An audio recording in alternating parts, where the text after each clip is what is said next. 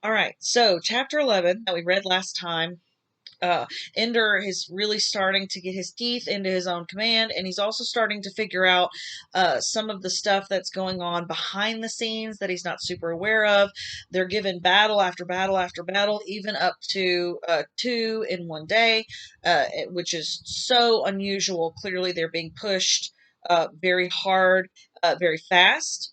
And so he ends up at the end of the chapter recruiting Bean to do some sort of out of the box thinking um, to help them along, and gives Bean command of his own special, smaller squad within the Dragon Army. And that's where we left off. So, chapter 12 here, Bonzo. Bonzo. Bonzo. General Pace, please sit down. I understand you have come to me about a matter of some urgency. Ordinarily, Colonel Graff, I would not presume to interfere in the internal workings of the battle school. Your autonomy is guaranteed, and despite our difference in ranks, I am quite aware that it is my authority only to advise, not to order you to take action. Action? Do not be disingenuous with me, Colonel Graff. Americans are quite apt at playing stupid when they choose to, but I am not to be deceived. You know why I am here. Ah, I guess this means Dap filed a report.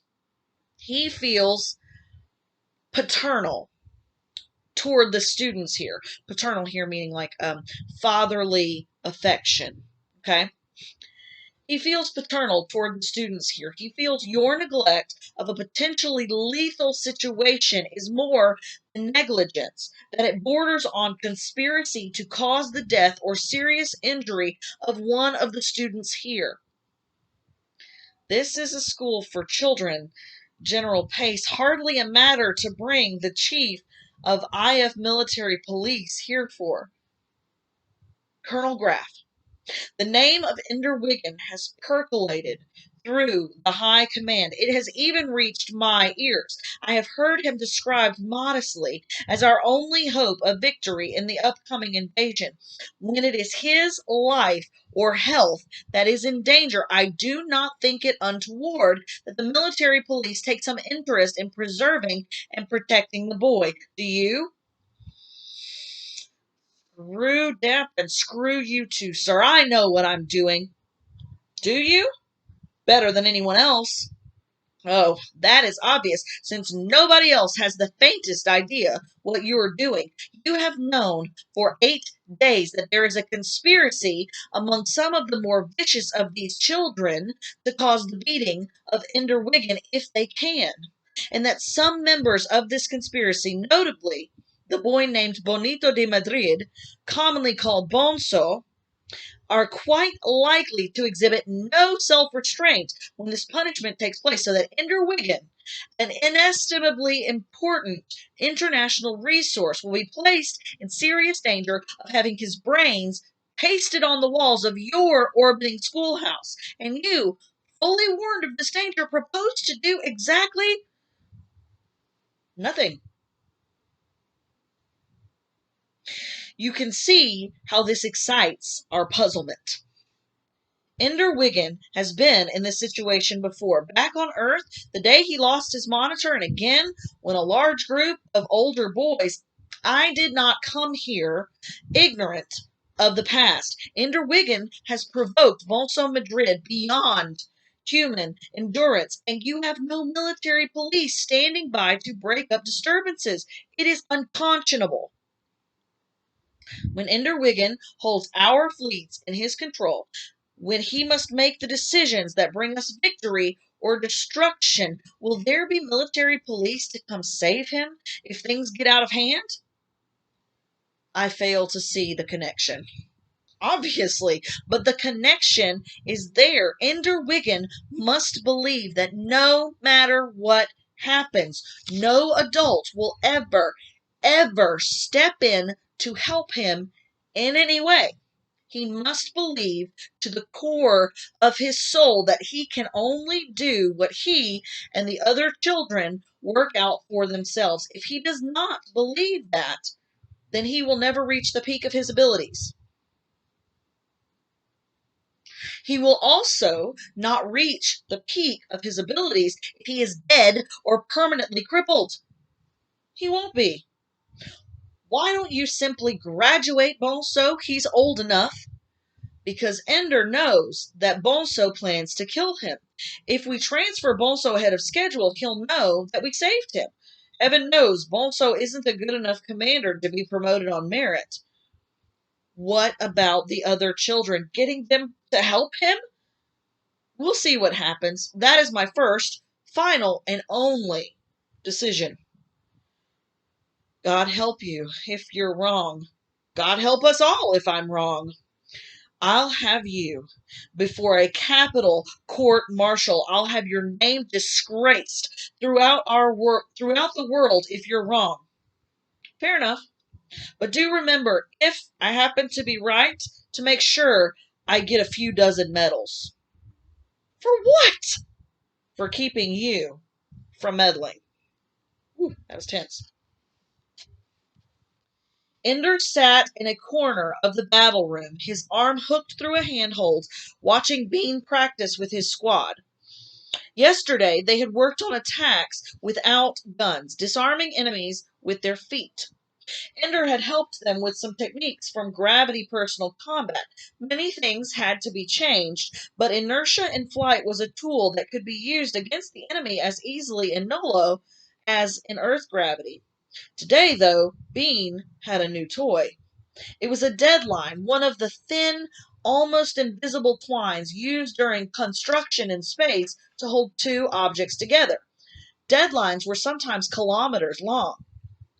This one was just a bit longer than a wall of the battle room, and yet it looped easily, almost invisibly, around Bean's waist. He pulled it off like an article of clothing and handed one end to one of his soldiers. Hook it to a handhold and wind it around a few times. Bean carried the other end across the battle room. As a tripwire, it wasn't too useful, Bean decided. It was invisible enough, but one strand of twine doesn't have much chance of stopping an enemy that could easily go above or below it. Then he got the idea of using it to change his direction of movement in midair. He fastened it around his waist, the other end still fastened to a handhold, slipped a few meters away, and launched himself straight out. The twine caught him, changed his direction abruptly, and swung him in an arc that crashed him brutally against the wall. He screamed and screamed. It took Ender a moment to realize that he wasn't screaming in pain. Did you see how fast I went? Did you see how I changed direction? Soon all of Dragon Army stopped work to watch Bean practice with the twine. The changes in direction were stunning, especially when you didn't know where to look for the twine. He used the twine to wrap himself around a star. He attained speeds no one had ever seen before. It was 2140 when Ender dismissed the evening practice. Weary but delighted at having seen something new, his army walked through the corridors back to the barracks. Ender walked among them, not talking, but listening to them talk. They were tired, yes. A battle every day for more than 4 weeks, often in situations that tested their abilities to the utmost. But they were proud, happy, close. They had never lost, and they had learned to trust each other. They trusted their fellow soldiers to fight hard and well, trusted their leaders to use them rather than waste their efforts. Above all, trusted Ender to prepare them for anything and everything that might happen. As they walked the corridor, Ender noticed several older boys seemingly engaged in conversations in branching corridors and ladderways. Some were in their corridor, walking slowly in the other direction.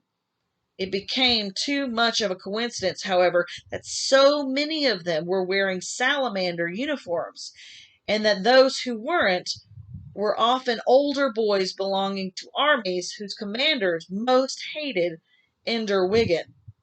A few of them looked at him and looked away too quickly. Others were too tense, too nervous, as they pretended to be relaxed.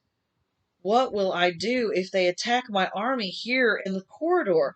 My boys are all young, all small, and completely untrained in gravity combat. When would they learn? Oh. Ho, Ender, someone called. Ender stopped and looked back. It was Petra. Ender, can I talk to you? Ender saw in a moment that if he stopped and talked, his army would quickly pass him by and he would be alone with Petra in the hallway. Walk with me, Ender said. It's just for a moment. Ender turned around and walked on with his army. He heard Petra running to catch up. All right, I'll walk with you. Ender tensed when she came near. Was she one of them? One of the ones who hated him enough to hurt him? A friend of yours wanted me to warn you. There are some boys who want to kill you. Surprise, said Ender. Some of his soldiers seemed to perk up at this. Plots against their commander were interesting news, it seemed. Ender, they can do it. They said they've been planning it ever since you went commander. Ever since I beat Salamander, you mean? I hated you after you beat Phoenix Army too, Ender. I didn't say I blamed anybody. It's true. He told me to take you aside today and warn you on the way back from the battle room to be careful tomorrow because, Petra, if you had actually taken me aside just now, there are about a dozen boys following along who would have taken me in the corridor. Can you tell me you didn't notice them? We got okay. All right. Sorry. Trying to keep my place. Can you tell me you didn't notice them? Suddenly her face flushed. No, I didn't. How can you think I did? Don't you know who your friends are? She pushed her way through Dragon Army, got ahead of him, and scrambled up a ladderway to a higher deck. Is it true? Asked Crazy Tom. Is what true? Ender scanned the room and shouted for two roughhousing boys to get to bed. Some of the older boys want to kill you? All talk, said Ender, but he knew that it wasn't. Petra had known something, and what he saw on the way here tonight wasn't imagination. It may be all talk, but I hope you'll understand when I say you've got five toon leaders who are going to escort you to your room tonight. Completely unnecessary. Humor us. You owe us a favor. I owe you nothing. He'd be a fool to turn them down. Do as you want. He turned and left. The toon leaders trotted along with him. One ran ahead and opened his door. They checked the room, made Ender promise to lock it, and left him just before lights out. There was a message on his desk. Don't be alone, ever. Dink. Ender grinned. So Dink was still his friend. Don't worry, they won't do anything to me. I have my army. Ouch. Sorry. But in the darkness, he did not have his army.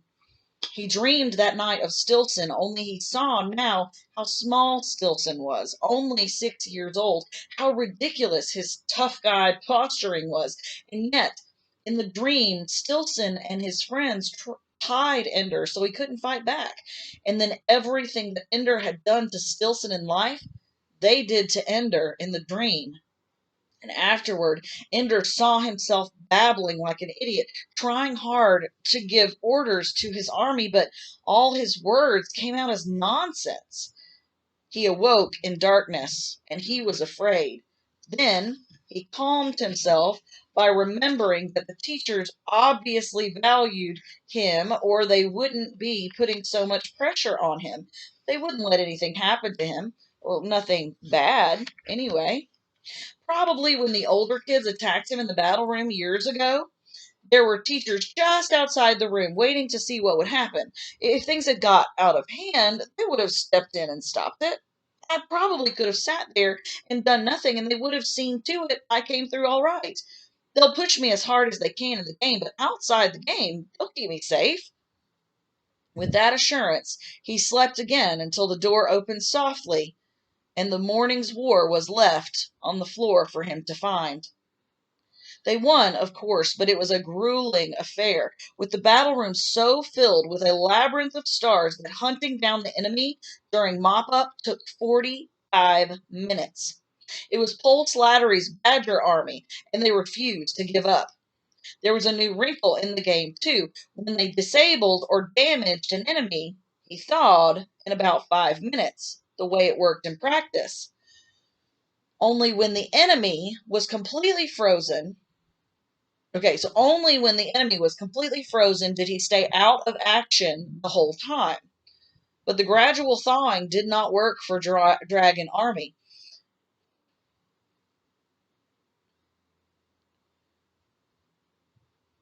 Okay, okay. But the gradual thawing did not work for Dragon Army. Crazy Tom was the one who realized what was happening. When they started getting hit from behind by people they thought were safely out of the way. And at the end of the battle, Slattery shook Ender's hand and said, "I'm glad you won. If I ever beat you, Ender, I want to do it fair." "Use what they give you," Ender said. If you've ever got an advantage over the enemy, use it." "Oh, I did," said Slattery. He grinned. "I'm only fair-minded before and after battles." The battle took so long that breakfast was over. Ender looked at his hot, sweating, tired soldiers waiting in the corridor and said, "Today you know everything. No practice, get some rest, have some fun, pass a test." It was a measure of their weariness that they didn't even cheer or laugh or smile, just walked into the barracks and stripped off their clothes. They would have practiced if he had asked them to, but they were reaching the end of their strength, and going without breakfast was one unfairness too many. Ender meant to shower right away, but he was also tired. He lay down on his bed in his flash suit just for a moment and woke up at the beginning of lunchtime. So much for his idea of studying more about the buggers this morning. Just time to clean up, go eat, and head for class. He peeled off his flash suit, which stank from his sweat. His body felt cold, his joints oddly weak.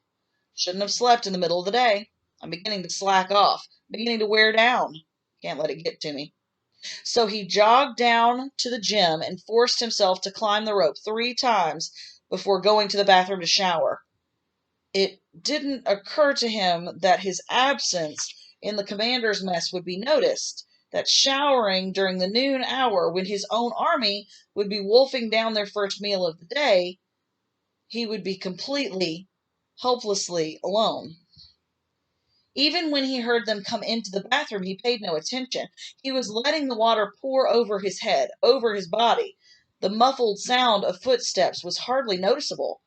Maybe lunch was over, he thought. He started to soap himself again. Maybe somebody finished practice late. And maybe not. He turned around. There were 7 of them, leaning back against the metal sinks or standing closer to the showers, watching him. Bonso stood in front of them.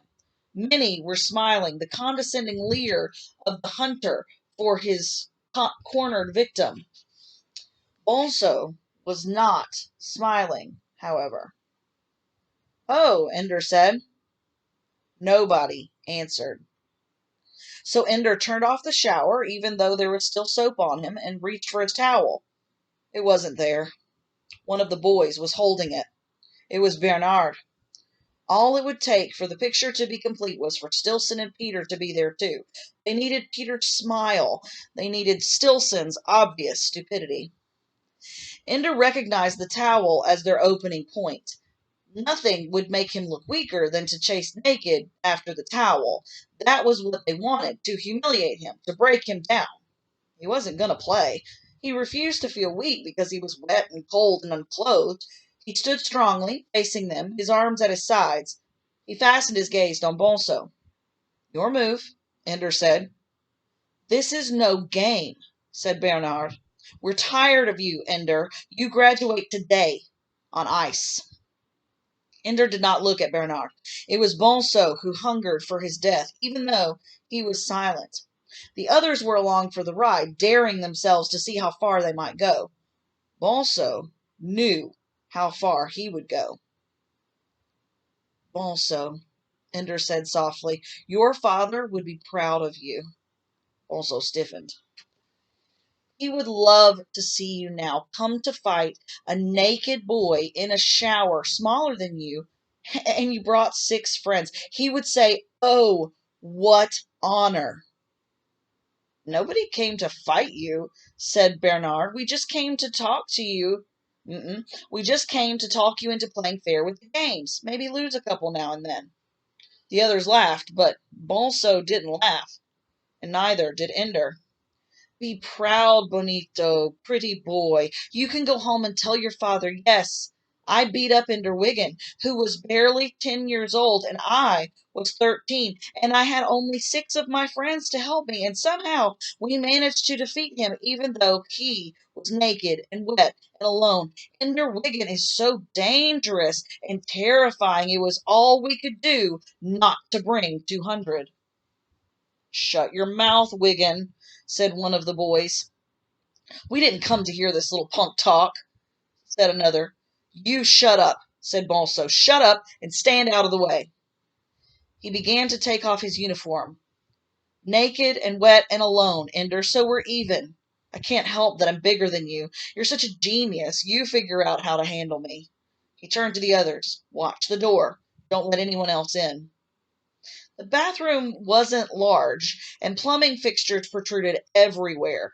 It had been launched in one piece as a low-orbit satellite, packed full of the water reclamation equipment. It was designed to have no wasted space.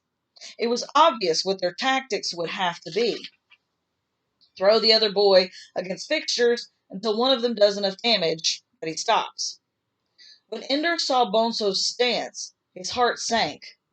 Bonso had also taken classes, and probably more recently than Ender. His reach was better, he was stronger, and he was full of hate. He would not be gentle. He will go for my head, thought Ender. He will try above all to damage my brain. And if this fight is long, he's bound to win. His strength can control me. If I'm to walk away from here, I have to win quickly and permanently. He could still feel again the sickening way that Stilton's bones had given way, but this time it will be my body that breaks, unless I can break him first. Ender stepped back, flipped the shower head so it turned outward, and turned on pure hot water. Almost at once the steam began to rise. He turned on the next, and the next, and the next. I'm not afraid of hot water, said Bonso. His voice was soft. But it wasn't the hot water that Ender wanted, it was the heat. His body still had soap on it, and his sweat moistened it, made his skin more slippery than Bonso would expect. Bonso. Suddenly there was a voice from the door. Stop it! For a moment Ender thought it was a teacher come to stop the fight, but it was only Dink Meeker. Bonso's friends caught him at the door, held him. Stop it, Bonso! Dink cried. Don't hurt him. Why not? Asked Bonso, and for the first time he smiled. Ah, thought Ender. He loves to have someone recognize that he is the one in control, that he has the power. Because he's the best, that's why. Who else can fight the buggers? That's what matters, you fool, the buggers. Bonso stopped smiling. It was the thing he hated most about Ender, that Ender really mattered to other people, and, in the end, Bonso did not. You've killed me with those words, Dink. Bonso doesn't want to hear that I might save the world.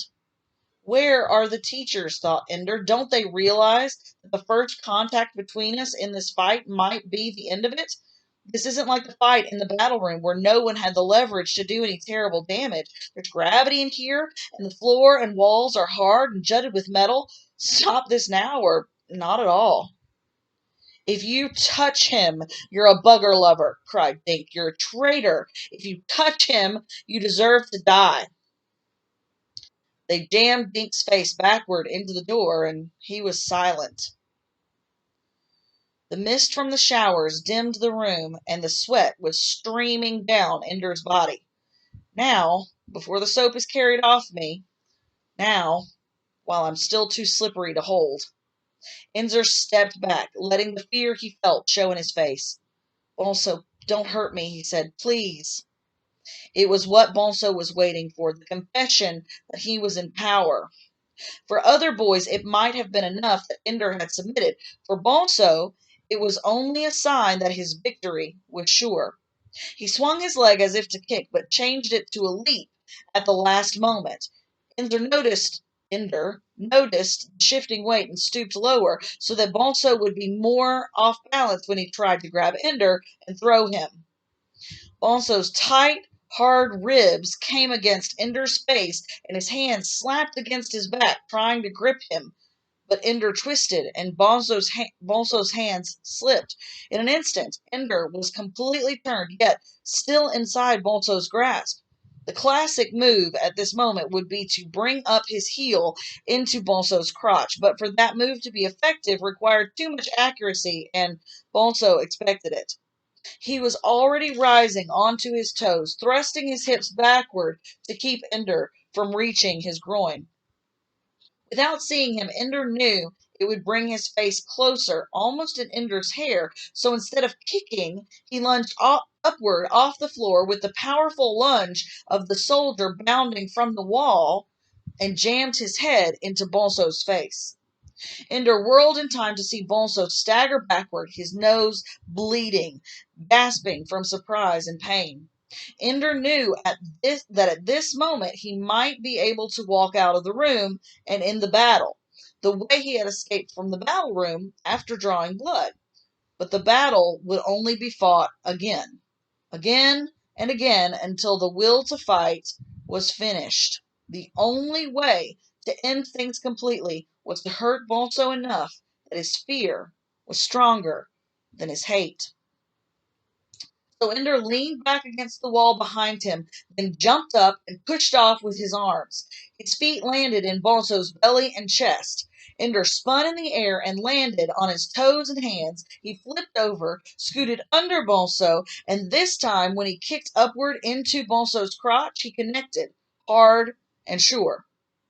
Bonso did not cry out in pain. He did not react at all, except that his body rose a little in the air.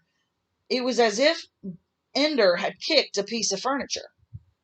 Bonso collapsed, fell to the side, and sprawled directly under the spray of steaming water from a shower. He made no movement whatever to escape the murderous heat. "My God!" someone shouted. Bonso's friends leaped to turn off the water. Ender slowly rose to his feet. Someone thrust his towel at him. It was Dink. "Come on, out of here," Dink said. He led Ender away. Behind them they heard the heavy clatter of adults running down a ladderway. Now the teachers would come, the medical staff, to dress the wounds of Ender's enemy. Where were they before the fight, when there might have been no wounds at all? There was no doubt now in Ender's mind. There was no help for him. Whatever he faced, now and forever, no one would save him from it. Peter might be scum, but Peter had been right, always right. The power to cause pain is the only power that matters. The power to kill and destroy, because if you can't kill, then you are always subject to those who can, and nothing and no one will ever save you. Dink led him to his room, made him lie on the bed. "Are you hurt anywhere?" he asked. Ender shook his head. "You took him apart. I thought you were dead meat the way he grabbed you, but you took him apart. If he'd stood up longer, you would have killed him." "He meant to kill me." "I know it. I know him. Nobody hates like Bonso, but not any more. If they don't ice him for this and send him home, he'll never look you in the eye again, you or anybody. He had 20 centimeters on you, and you made him look like a crippled cow standing there chewing her cud." All Ender could see, though, was the way Bonso looked as Ender kicked upward into his groin. The empty, dead look in his eyes. He was already finished then, already unconscious. His eyes were open, but he wasn't thinking or moving anymore. Just that dead, stupid look on his face, that terrible look, the way Stilson looked when I finished with him. They'll ice him, though, Dink said. Everybody knows he started it. I saw them get up and leave the commander's mess. Took me a couple of seconds to realize you weren't there either, and then a minute more to find out where you had gone. I told you not to be alone. Sorry. They're bound to ice him. Troublemaker, him and his stinking honor. Then, to Dink's surprise, Ender began to cry. Lying on his back, still soaking wet with sweat and water, he gasped his sobs, tears seeping out of his closed eyelids and disappearing in the water on his face. Are you all right? I didn't want to hurt him, Ender cried. Why didn't he just leave me alone? He heard his door open softly, then close. He knew at once that it was his battle instructions. He opened his eyes, expecting to find the darkness of early morning, before 0600. Instead, the lights were on. He was naked, and when he moved, the bed was soaking wet. His eyes were puffy and painful from crying. He looked at the clock on his desk. 1820, it said. It's the same day. I already had a battle today. I had 2 battles today. The jerks know what I've been through, and they're doing this to me. William B. Griffin Army, Talo Mamo, Tiger Army, 1900. He sat on the edge of his bed. The note trembled in his hand. I can't do this, he said silently, and then not silently. I can't do this. He got up, bleary, and looked for his flash suit. Then he remembered. He had put it in the cleaner while he showered. It was still there. Holding the paper, he walked out of his room. Dinner was nearly over, and there were a few people in the corridor, but no one spoke to him, just watched him, perhaps in awe of what had happened at noon in the bathroom, perhaps because of the forbidding, terrible look on his face. Most of his boys were in the barracks. Oh, Ender, there going to be a practice tonight? Ender handed the paper to Hot Soup. Those rotten, no good. 2 at once, he said. 2 armies, shouted Crazy Tom. They'll just trip over each other, said Bean. I've got to clean up, Ender said. Get them ready. Get everybody together. I'll meet you there at the gate. He walked out of the barracks. A tumult of conversation rose behind them. He heard Crazy Tom scream, 2 fart-eating armies. We'll whip their butts. The bathroom was empty, all cleaned up. None of the blood that poured from Bonso's nose into the shower water. All gone. Nothing had ever happened here, or nothing bad ever happened here. Ender stepped under the water and rinsed himself, took the sweat of combat and let it run down the drain. All gone, except they recycled it and will be drinking Bonso's blood water in the morning. All the life gone out of it, but his blood just the same. His blood and my sweat, washed down in their stupidity or cruelty or whatever it was that made them let it happen. He dried himself, dressed in his splash suit, and walked to the battle room. His army was waiting in the corridor, the door still not opened. They watched him in silence as he walked to the front to stand by the blank gray force field. Of course, they all knew about his fight in the bathroom today. That and their own weariness from the battle that morning kept them quiet, while the knowledge that they would be facing 2 armies filled them with dread. Everything they can do to beat me, thought Ender. Everything they can think of. Change all the rules. They don't care, just so they beat me. Well, I'm sick of the game. No game is worth Bonso's blood pinking the water on the bathroom floor. Ice me. Send me home. I don't want to play anymore. The door disappeared. Only 3 meters out, there were 4 stars together, completely blocking the view from the door. 2 armies weren't enough. They had to make Ender deploy his forces blind. Bean, said Ender, take your boys and tell me what's on the other side of this star. Bean pulled the coil of twine from his waist, tied one end around him, handed the other end to a boy in his squad, and stepped gently through the door. His squad quickly followed.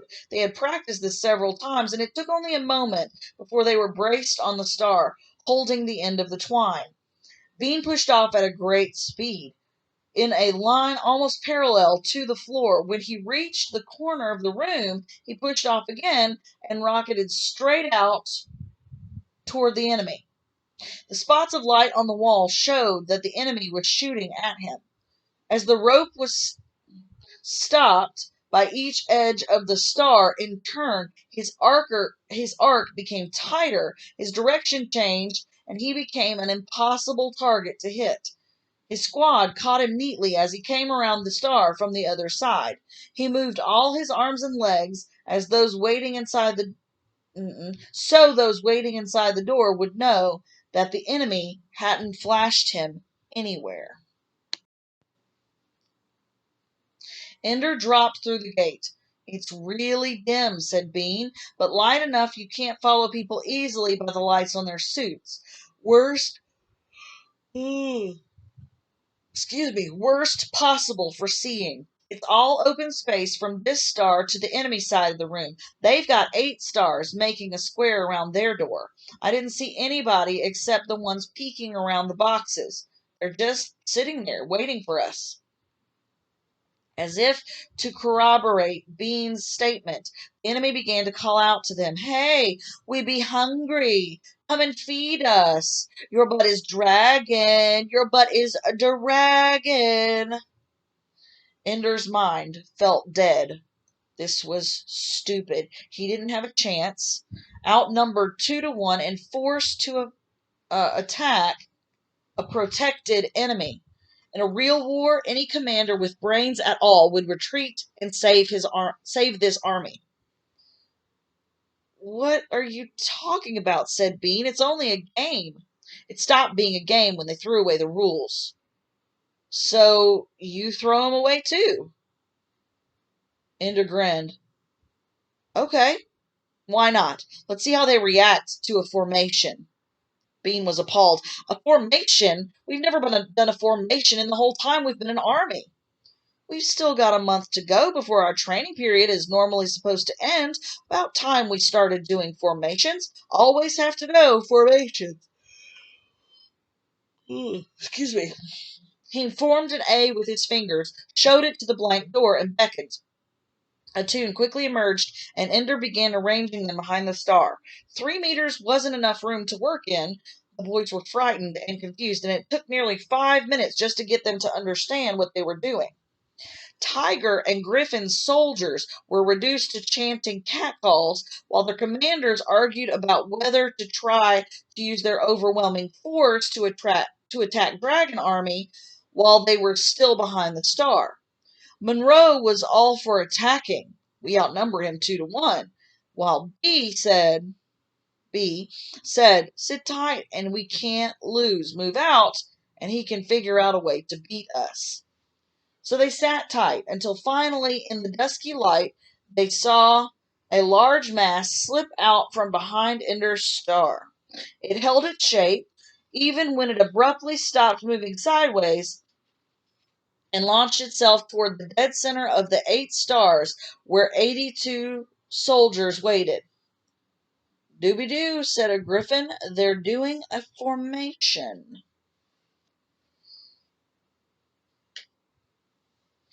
They must have been putting that together for all 5 minutes, said Monroe. If we'd attacked while they were doing it, we could have destroyed them.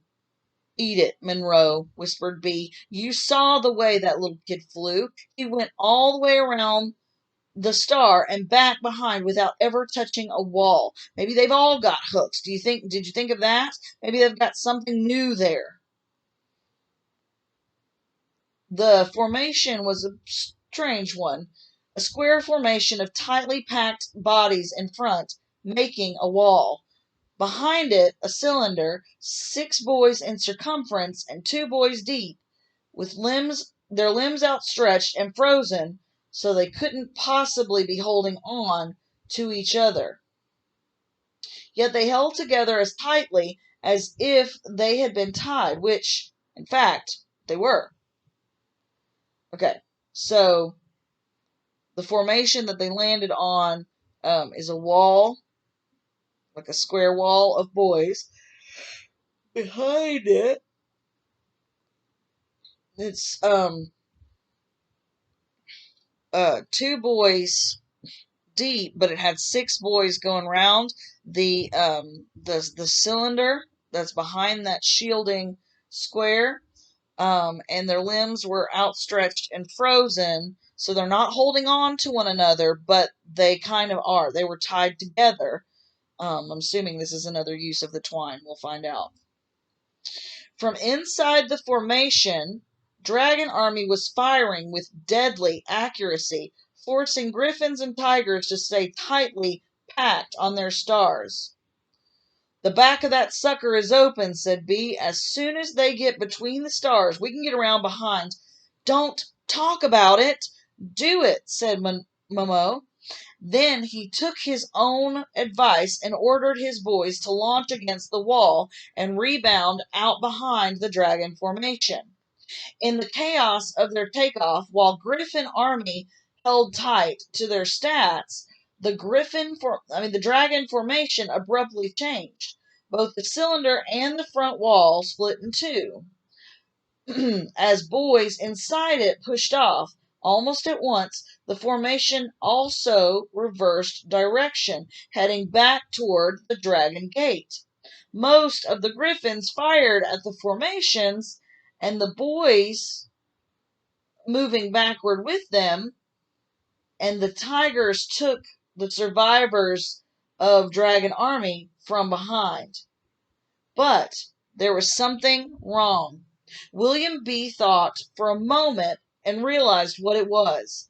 Those formations couldn't have reversed direction in mid-flight unless someone pushed off in the appropriate direction, and if they took off with enough force to make that 20-man formation move backwards, they must be going fast. Sit up a little bit. Oof.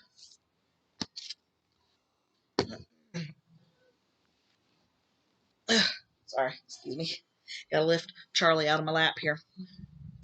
They must be going fast. Okay, so the griffins and the tigers, they're completely baffled by this weird formation that the dragons have come up with.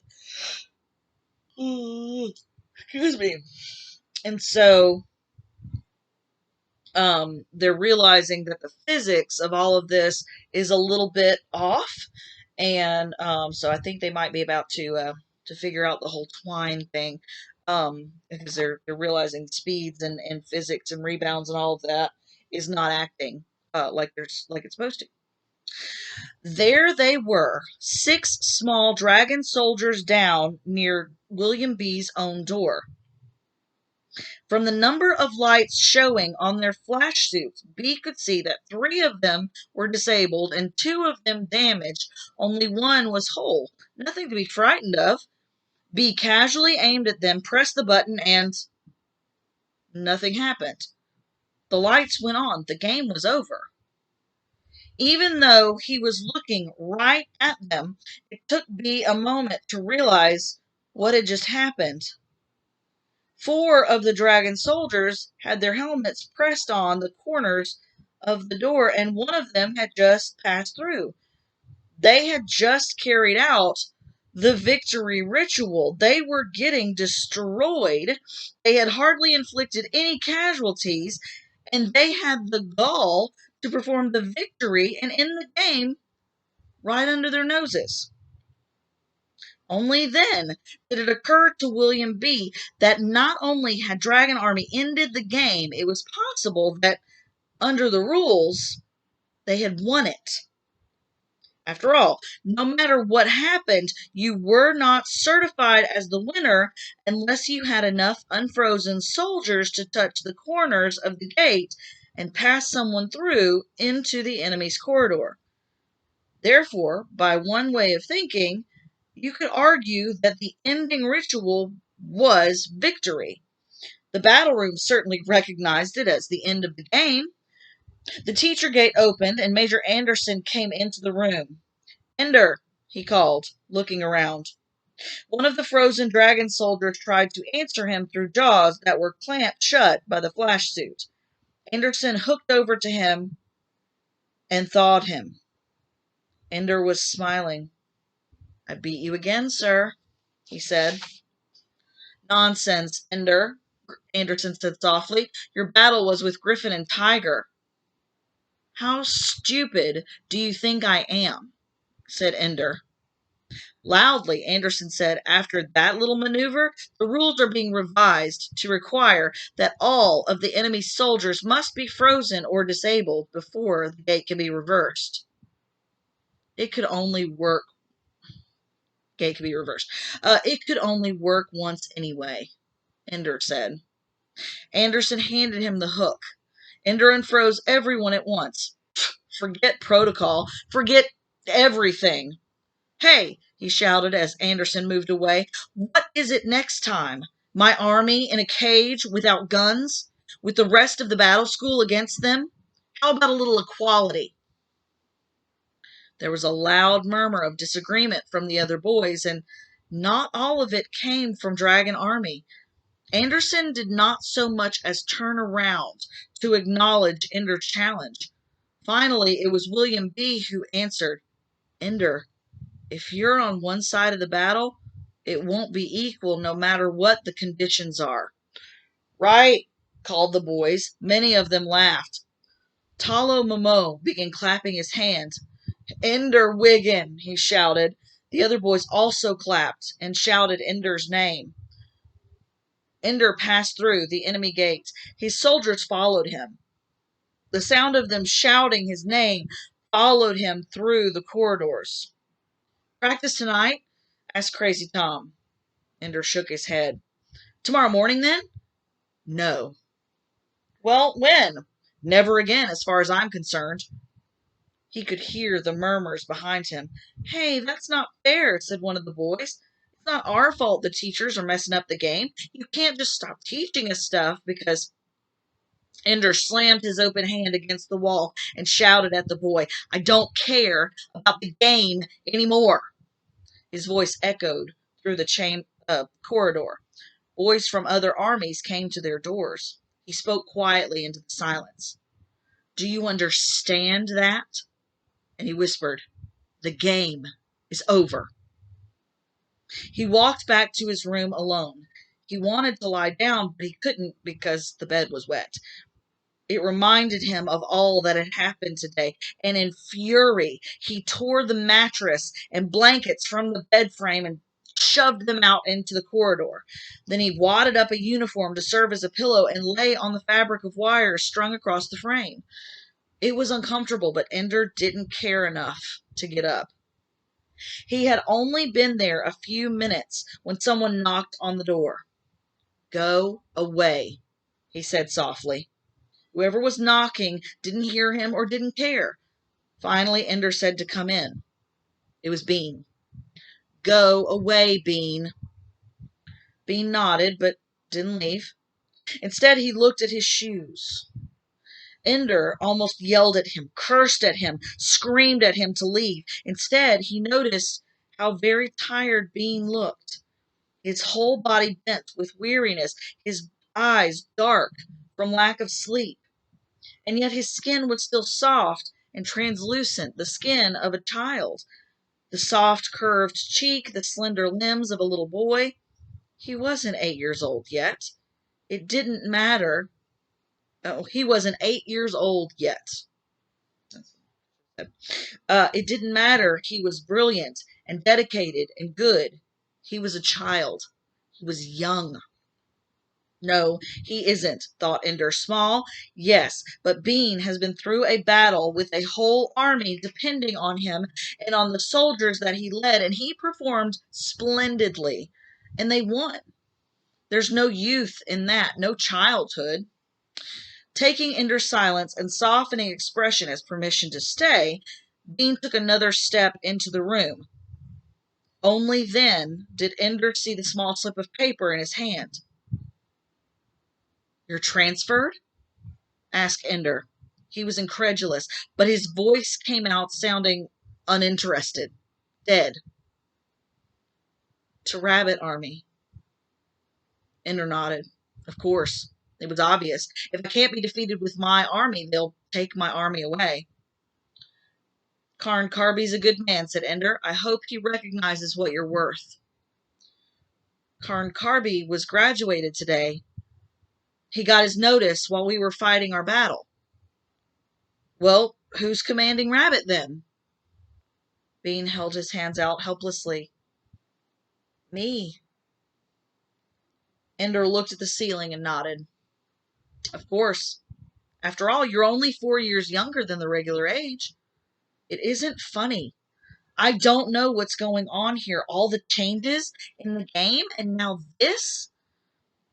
I wasn't the only one transferred, you know. They graduated half the commanders and transferred a lot of our guys to command their armies." "Which guys?"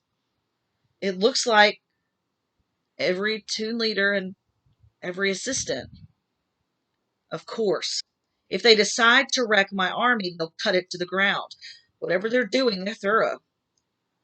"You'll still win, Ender." I'm su- Lost my place. "You'll still win, Ender. We all know that. Crazy Tom, he said, you mean I'm supposed to figure out how to beat Dragon Army? Everyone knows you're the best. They can't break you down, no matter what they already have." "No, Ender, they can't." "I don't care about their game anymore, Bean. I'm not going to play it anymore. No more practices, no more battles. They can put their little slips of paper on the floor all they want, but I won't go. I decided that before I went through the door today. That's why I had you go for the gate. I didn't think it would work, but I didn't care. I just wanted to go out in style." You should have seen William B.'s face. He just stood there trying to figure out how he had lost when you only had 7 boys who could wiggle their toes and he only had 3 who couldn't. Why should I want to see William B.'s face? Why should I want to beat anybody? Ender pressed his palms against his eyes. "I hurt Bonso really bad today, Bean. I really hurt him bad." He had it coming. "I knocked him out, standing up. It was like he was dead, standing there, and I kept hurting him." Bean said nothing. "I just wanted to make sure he never hurt me again." "He won't," said Bean. "They sent him home." "Already?" "The teachers didn't say much. They never do.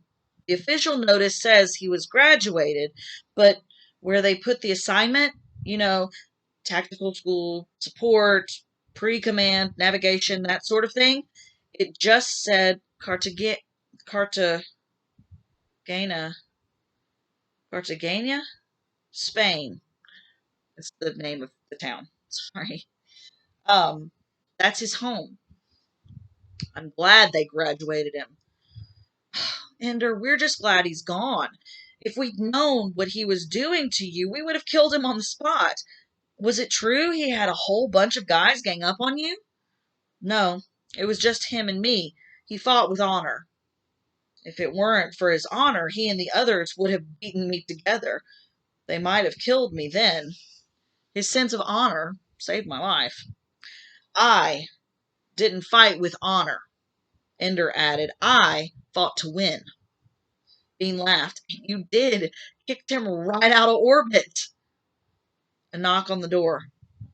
Before Ender could answer, the door opened.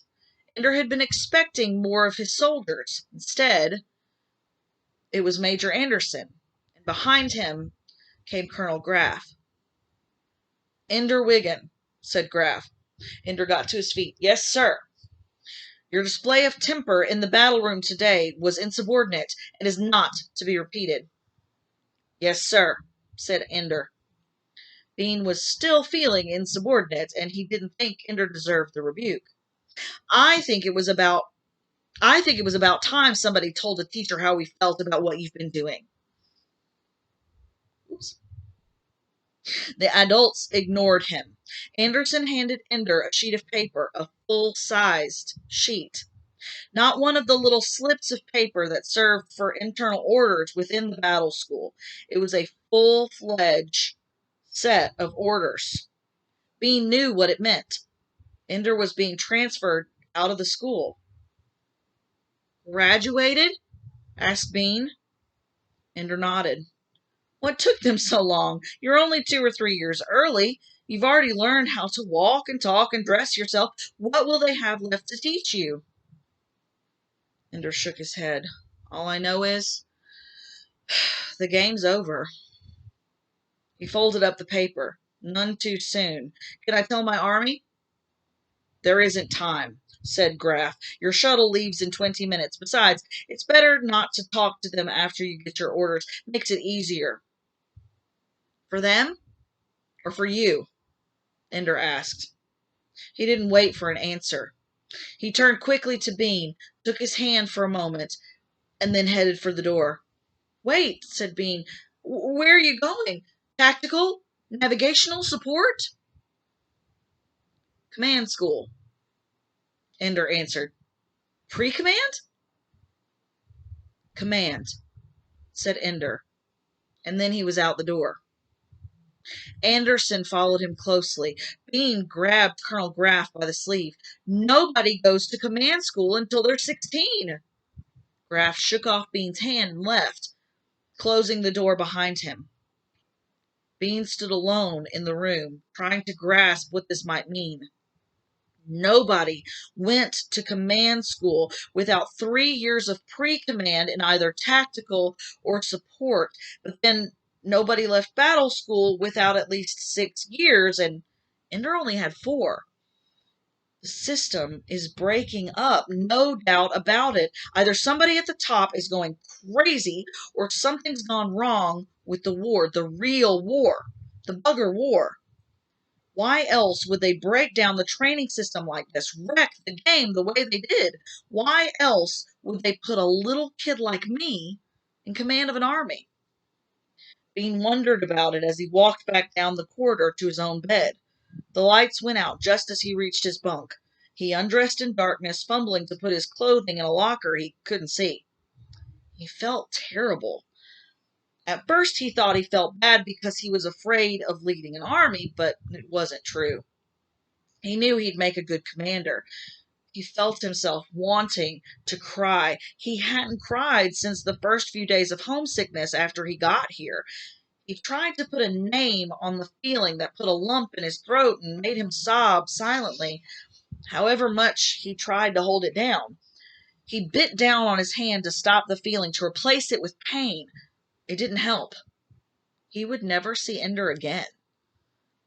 Once he named the feeling, he could control it. He lay back and forced himself to go through the relaxing routine until he didn't feel like crying anymore. Then he drifted off to sleep. His hand was near his mouth. It lay on his pillow hesitantly, as if Bean couldn't decide whether to bite his nails or suck on his fingertips. His forehead was creased and furrowed. His breathing was quick and light. He was a soldier, and if anyone had asked him what he wanted to be when he grew up, he wouldn't have known what they meant.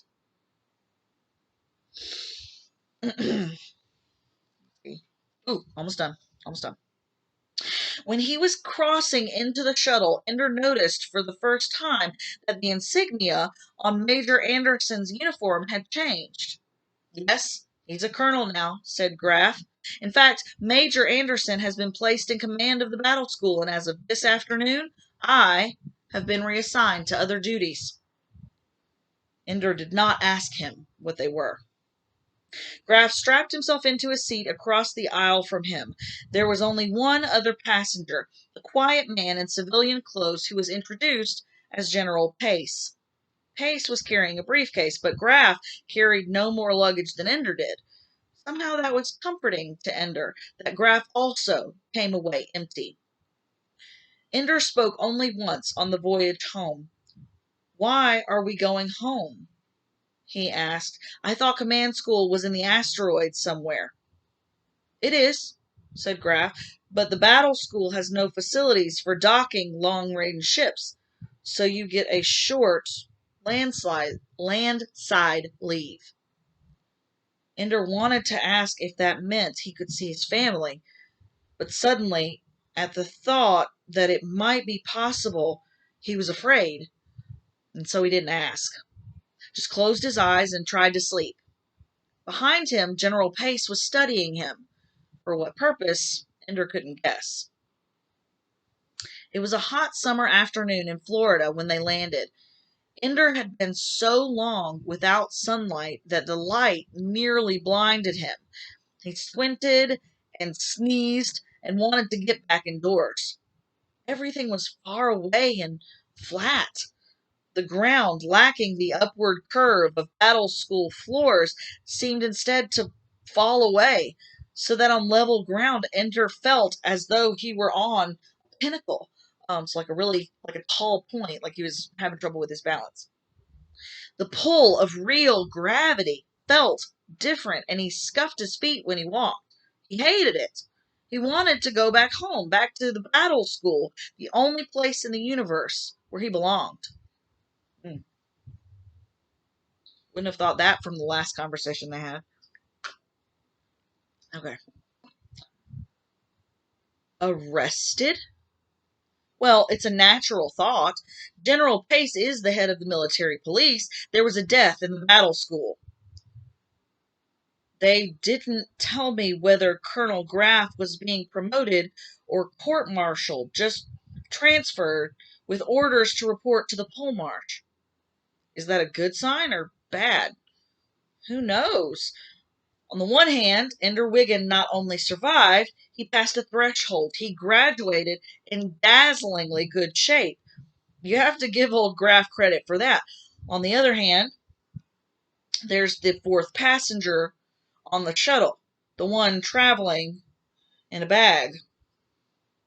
Only the second death in the history of the school. At least it wasn't a suicide this time. How is murder better, Major Imbu? It wasn't murder, Colonel. We have it on video from 2 angles. No one can blame Ender. But they might blame Graff.